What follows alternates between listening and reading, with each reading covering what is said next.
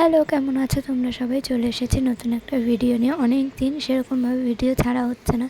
আসলে আমার মধ্যে কুড়েমি ধরে গেছে। আর দ্বিতীয় কথা, বাইরে কোথাও যাওয়া হয় না যে ঘুরতে গেছি বা কিছু তোমাদের সাথে শেয়ার করব, তো সেরকমভাবে ভিডিও করা হচ্ছে না। আর ফেসবুকে তো টুকটাক ভিডিও ছাড়ছি, ইউটিউবে আর ছাড়ার সময়ও হচ্ছে না। আর কি ছাড়বো বুঝেও পাচ্ছি না। তো যাই হোক, মা আজকে সকাল সকাল চলে গেছিলো ইলিশ মাছ কিনতে আর কিছু টুকটাক বাজার করতে। তো মা নিজেই এই ভিডিওগুলো করে এনেছে আর আমি ছাড়ছি ভয়েস ওভার করে। তো মা বাগুইআটি বাজারে, তারপরে নানান জায়গায় ইলিশ মাছের দাম শুনে গেছে। সব জায়গায় 1800 টাকা, 2000 টাকা করে কিলো। তো তাই মা চলে গেছিলো অর্জুনপুর গোরক্ষবাসীর মন্দিরের ওখানে, যেখানে অনেক বাজার বসে। আগেও একবার আমরা গেছিলাম ইলিশ মাছ কিনতে, তো ওখান থেকেই সবজি বাজার আর ইলিশ মাছ কিনবে। তো চলো তোমরাও দেখতে থাকো। আর তোমরা কারা কারা এবছরে ইলিশ মাছ খেয়ে ফেলেছো? অবশ্য জামাই ষষ্ঠীতে অনেকেই খেয়ে ফেলেছে, আমরা খাইনি এবছর এখনও ইলিশ মাছ। তো এবার আমরা ইলিশ মাছটাই কিনতে গেছিলাম।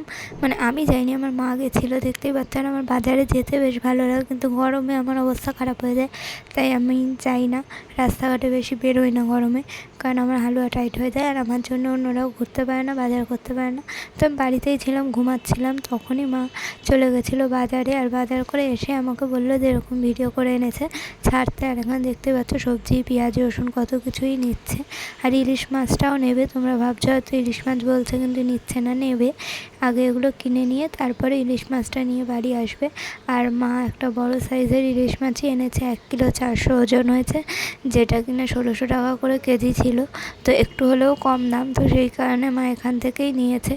আর এবছর এখনও আমাদের বাড়িতে ইলিশ মাছ আনা হয়নি বা খাওয়াও হয়নি, তো সেই কারণেই আজ চলে গেছিলো ইলিশ মাছ কিনতে। আর সত্যি বলতে ইলিশ মাছ হচ্ছে আমার খুব প্রিয় একটা মাছ। যতই থাক কাটা 2 হাত দিয়ে বেছে খাবো তাও ভালো, কিন্তু ইলিশ মাছ আমার খুব ভালো লাগে। ইলিশ মাছ, চিংড়ি মাছ, তারপর রুই কাতলা, এরকম ধরনের কিছু। আর কোনো মাছই আমার তেমন একটা ভালো লাগে না। তো যাই হোক, এখানে দেখো কত রকমের মাছ। আমি তো মাছ ফাছ কিছু চিনি না। চিংড়ি মাছটা চিনতে পারি, কারণ ওটা সম্পূর্ণ আলাদা রকম দেখতে। আর ইলিশ মাছটা একটু চকচক করে বলে চিনতে পারি, তাও অনেক সময় ফলস হয়ে যায়।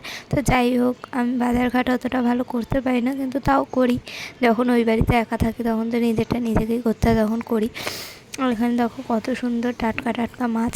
তোমাদের কার কার বাজার করতে ভালো লাগে আর ইলিশ মাছ খেতে ভালো লাগে অবশ্যই আমাকে জানিও।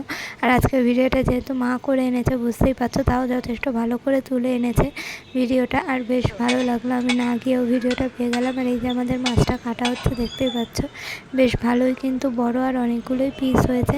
আর আমি সত্যি বলতে ছোটোবেলা থেকে মনে করতাম এই যে এর আগে যেই পিসগুলো লম্বা লম্বা করে কেটে রেখেছে, ওরম পিস মানেই ইলিশ মাছ। আর এরকম গোল গোল টাইপের পিস মানে এগুলো ইলিশ মাছ নয়, এগুলো অন্য মাছ। মানে আমার মাথায় এটাই ঢোকানো ছিল।